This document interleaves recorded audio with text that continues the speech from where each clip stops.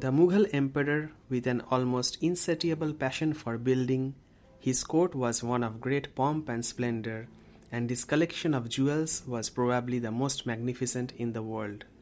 Hello and welcome to UPSC History View. Today, let's learn about Shah Jahan. Emperor Shah Jahan, also spelled Shah Jahan or Shah Jahan, also called Prince Khurram, whose original name was Shahab-ud-din Muhammad Khurram, was born on January 5, 1592 in Lahore, now in Pakistan, and he died in January 22, 1666 in Agra, now in India. He was the Mughal Emperor of India from 1628 to 58 who built the Taj Mahal. Shah Jahan was the third son of the Mughal Emperor Jahangir and the Rajput princess Manmati. In 1612, Shah Jahan married Arumand Banu Begum, niece of Jahangir's wife Nur Jahan, and became, as Prince Khurram, a member of the influential Nur Jahan clique of the middle period of Jahangir's reign. In 1622, Khurram, ambitious to win the succession, rebelled, ineffectually roaming the empire until reconciled to Jahangir in 1625. After Jahangir's death in 1627, the support of Asaf Khan, Nur Jahan's brother, enabled Shah Jahan to proclaim himself emperor at Agra on February 1628. Shah Jahan's reign was notable for successes against the Deccan peninsular Indian states. By 1636, Ahmednagar had been annexed and Golconda and Vijaypura, present-day Bijapur, forced to become tributaries.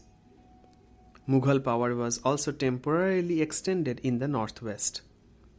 In 1638, the Persian governor of Kandahar, Ali Mardan Khan, surrendered that fortress to the Mughals.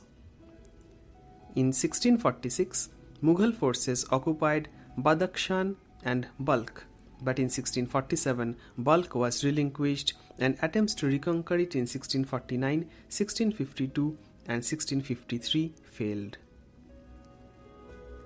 The Persians reconquered Kandahar in 1649.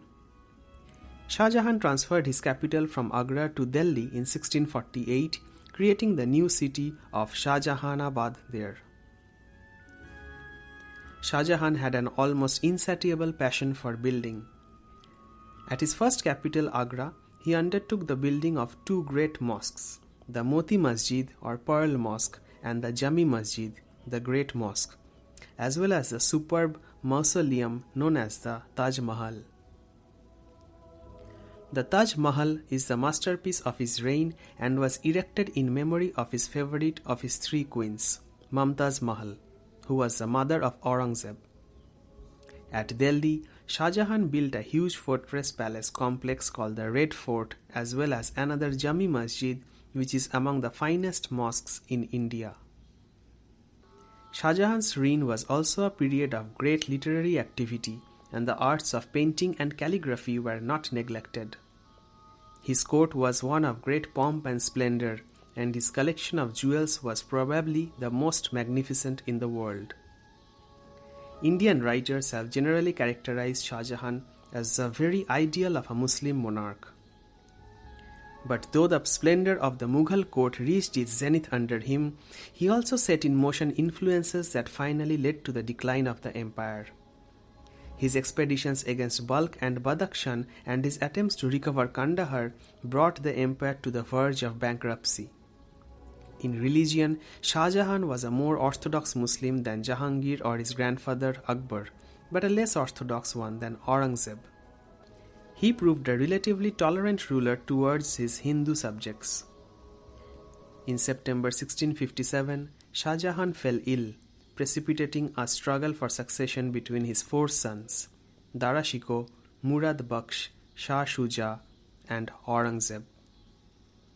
The victor, Aurangzeb, declared himself emperor in 1658 and strictly confined Shah Jahan in Agra fort until his death.